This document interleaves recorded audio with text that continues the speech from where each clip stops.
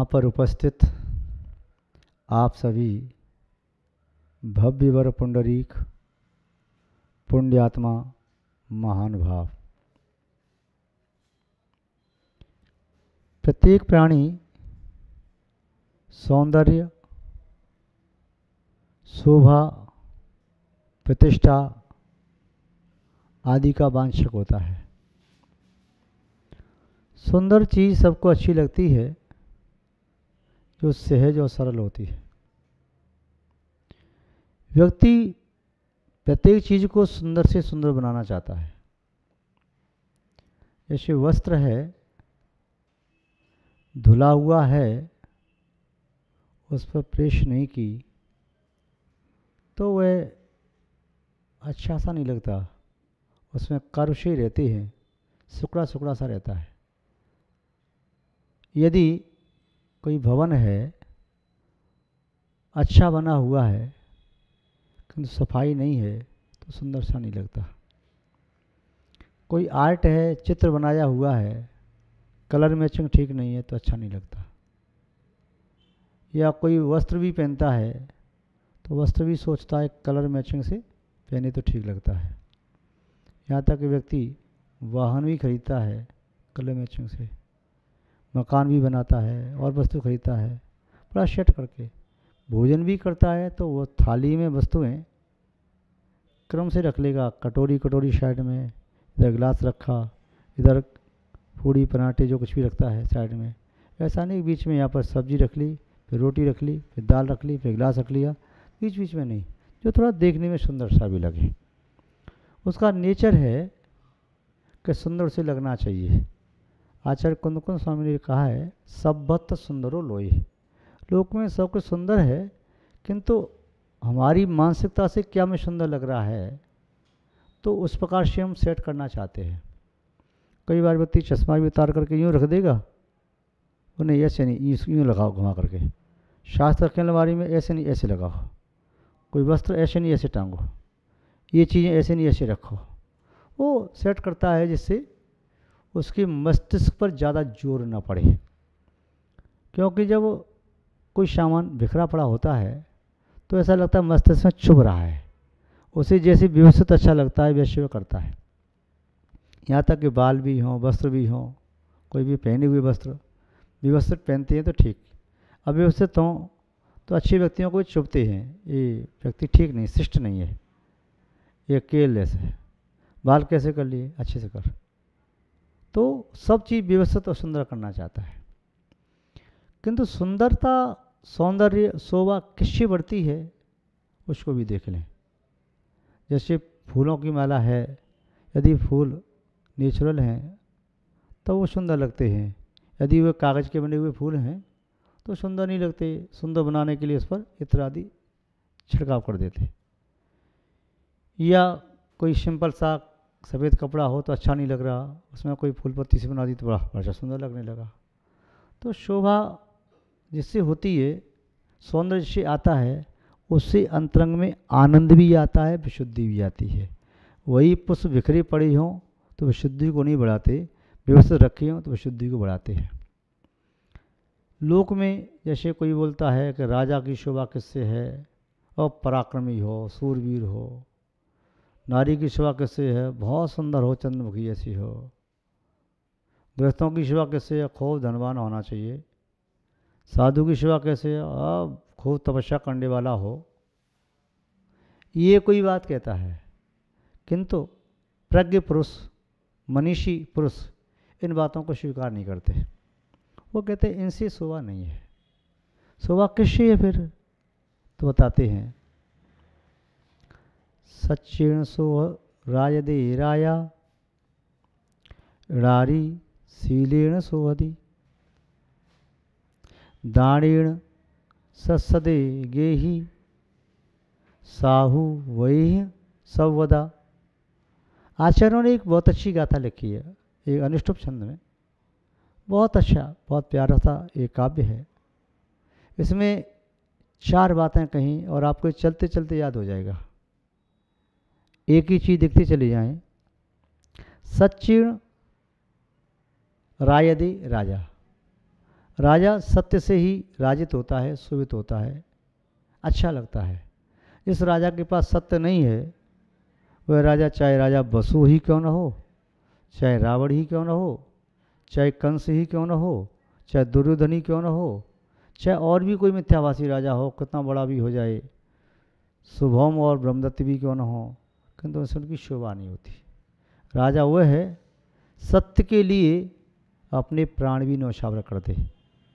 भगवान शांतनाथ स्वामी जब पूर्वम में राजा मेघरथ थे, उन्होंने अपने आश्रित कबूतर और बाज को शरण दी। कबूतर उनकी शरण में आकर के गिरा। राजा ने कहा भाई मैं इसे दे नहीं सकता, मेरी शरण में आया है। बाज ने कहा ये मेरा शिकार है, मुझे चाहिए। उसने कहा नहीं, तुम्हें और भोजन दिया जा सकता है। नहीं, मुझे मांस ही चाहिए, नहीं मैं मर जाऊंगा, प्राण दे दूंगा। तुम एक के प्राण बचाना चाहते हो तो मेरे प्राण चले जाएंगे। राजा ने कहा ऐसी जिद करना तुम्हें ठीक नहीं है। वो आज कहता मुझे मांस चाहिए, ठीक है मैं तुम्हें और मांस देता हूँ, किसी और का दे दीजिए। राजा ने कहा किसी और का नहीं, अपना मांस दिया। और उसने कहा कबूतर के बराबर। कबूतर को तराजू के पलड़े में रखा। राजा अपना जंगा से मांस काट के चढ़ाता गया, किंतु वह बराबर नहीं कर पाया। आखिर में राजा स्वयं बैठ गया। वह कबूतर और बाज कुछ और नहीं थे, दोनों देव थे जो राजा के सत्य की, दया की, करुणा की, अहिंसा की परीक्षा लेने के लिए आए थे। तो राजा वह देवों के द्वारा पूज्य हुआ। राजा हरिश्चंद्र के बारे में आता है कि सत्य के लिए उन्होंने राजधानी को छोड़ दिया और मरघट पर जाकर के उन्होंने सेवा की, टैक्स लेने का काम किया। और भी कई राजा सत्य के लिए पांडवों ने वनवास को स्वीकार किया। राजा रामचंद्र जी ने सत्य की रक्षा के लिए पिता ने जो वचन दिया था तो उसकी रक्षा करने के लिए वनवास को स्वीकार कर लिया। सत्य राजा का प्राण होता है। जैसे प्राण के बिना शरीर की शोभा नहीं होती, वैसे सत्य के बिना राजा की शोभा नहीं होती। राजा में सत्य जब प्रदर्शित होता है, दिखाई देता है, तो प्रजा भी उस सत्य से अप्रभावित नहीं रहती। प्रजा में सत्य की परछाई दिखाई देती है। राजा आदर्श होता है और प्रजा उसकी परछाई है। जैसा राजा होता है वैसी प्रजा होती है। जहाँ राजा तहाँ प्रजा, जैसा राजा वैसी प्रजा। तो सत्य यदि राजा में दिखाई देगा तो उसके समीपस्थ सभी सत्य का अनुसरण और अनुकरण करेंगे। तो राजा का प्राण सत्य है, राजा की शोभा सत्य है। चाहे मुकुट छोटा हो या बड़ा, चाहे शरीर पर रत्नों के आभूषण हो या न हो, चाहे उसके हाथ में तलवार सोने की या लोहे की, कोई फर्क नहीं पड़ता। जो सत्यवादी राजा होता है, अन्य राजा उससे युद्ध करना नहीं चाहते, संधि करना चाहते हैं। स्वर्ग के देवता भी ऐसे राजा की पूजा करते हैं। राजा की शोभा सत्य से होती है।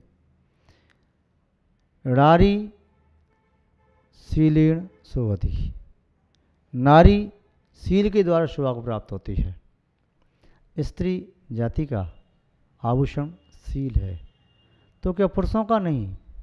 पुरुषों का भी है। फिर स्त्री का नाम क्यों लिया? इसलिए स्त्री में चंचलता ज़्यादा होती है। अपने मन को वश में करना उसके लिए बड़ा कठिन होता है।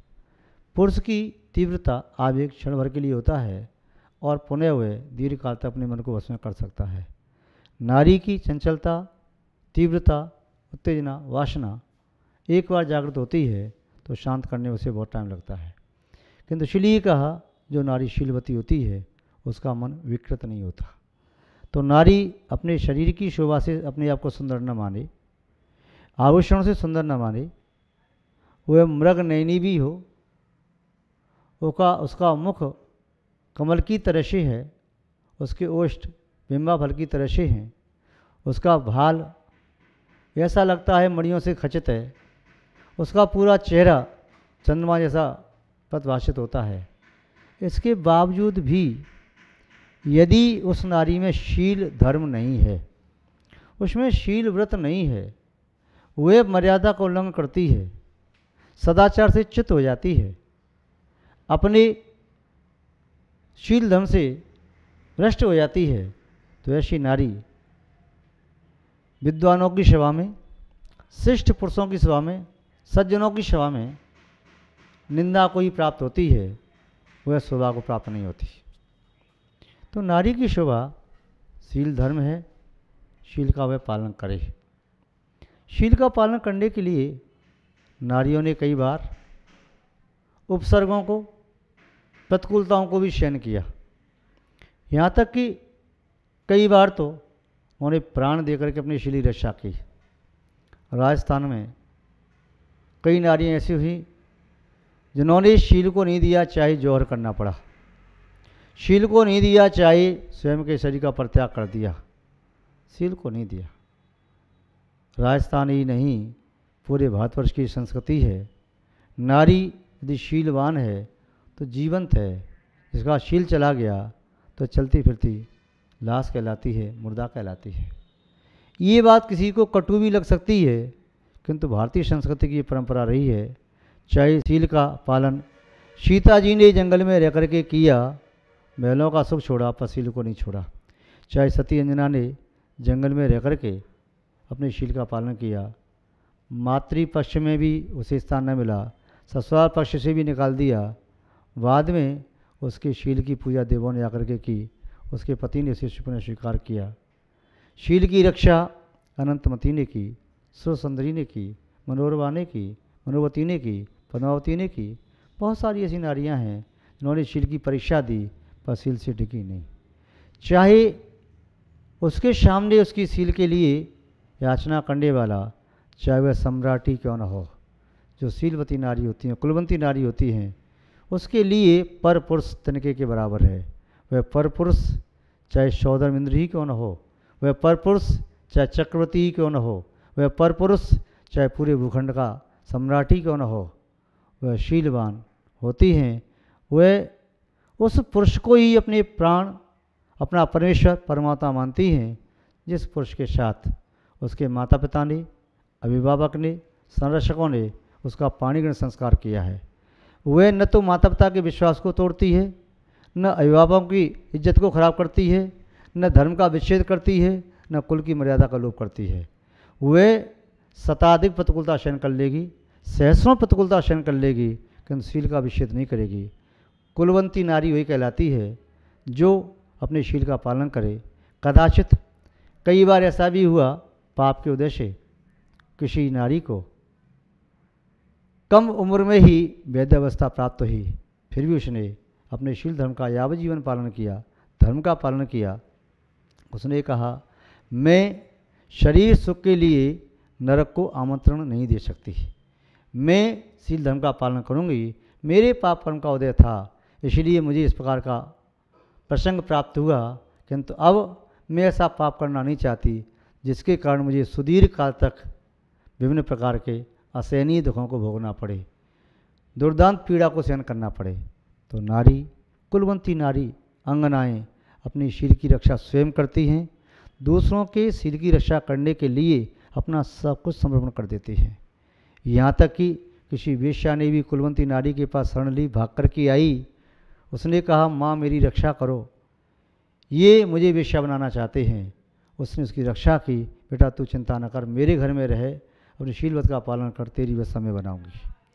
महाराज श्रीशरण के शरण में सत्यभामा पहुंच गई थी, जिसने छल से शादी की थी कपिल ने उसके साथ। जब वह छोड़ कर के आई, श्रीशरण महाराज ने उसको संरक्षण दिया और पुनः उसने अपने शील का पालन किया। ऐसे एक नहीं, भारतीय परंपरा में हजारों उदाहरण हैं। हमारा भारत इसी वजह से गौरवशाली है, पूरे विश्व का गुरु बनने की क्षमता रखता है। भारत में ही ऐसी नारियां जन्म ले सकती हैं जो यावत जीवन शील का पालन कर सकें, अपनी मर्यादा में रहें। विदेशों में ऐसे उदाहरण मिलना बड़ा कठिन है। तो नारी का आभूषण शील है।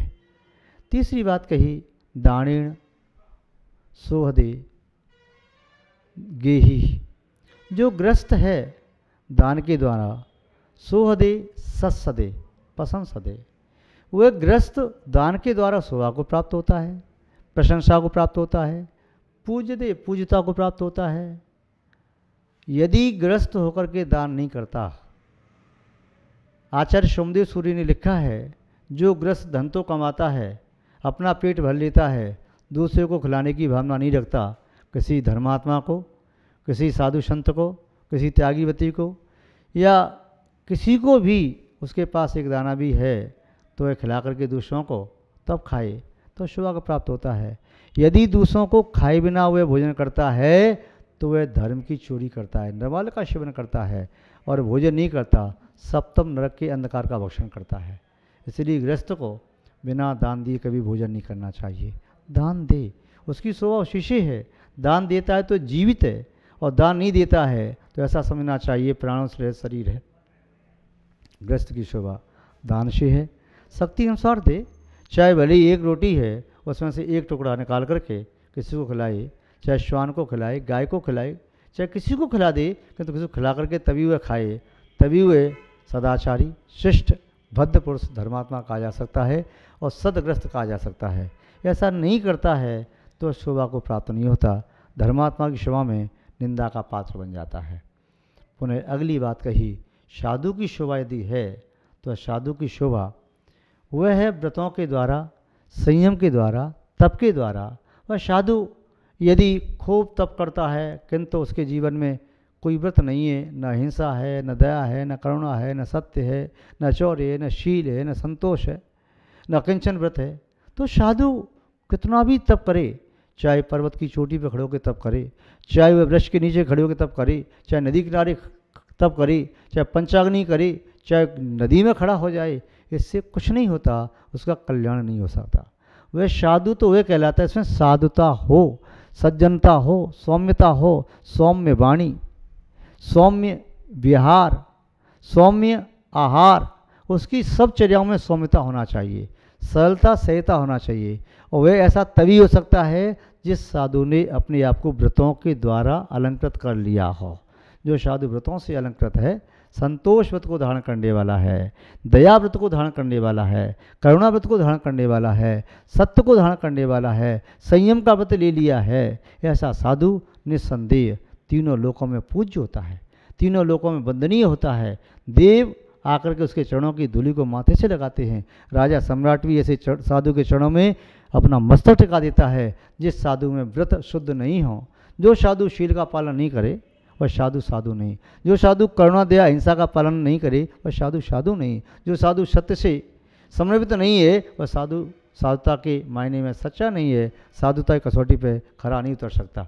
तो साधु के अंदर पुनः ये बात होना चाहिए, उसके अंदर व्रत होना चाहिए। जितनी ज़्यादा अच्छे सम्यक व्रतों से वह सुशोभित है, उतना ही ज़्यादा वह साधु प्रशंसा का पात्र है, कल्याण का पात्र है और हित करने का पात्र है। साधु जहाँ ठहर जाता है वहाँ मंगल ही मंगल हो जाता है। साधु यहाँ से चला जाता है तो वहाँ सूना सूना हो जाता है। किंतु कौन सा साधु? जिसमें साधुता हो, जो व्रतों से सुशोभित हो। जैसे पुष्प की शोभा, फलों की शोभा, वृक्ष की शोभा फलों से और पुष्पों से है, फलों की शोभा उसके रस से है, पुष्पों की शोभा उसकी गंध से है। ऐसे ही साधु की शोभा उसके शील आदि व्रतों से है। अपनी शब्द श्रृंखला को विराम देते हैं। जय बोलिए श्री शांतनाथ भगवान की, परम पूज्य आचार्य गुरुदेव श्री विद्यानंद जी महाराज की, अहिंसा में विश्व धर्म की।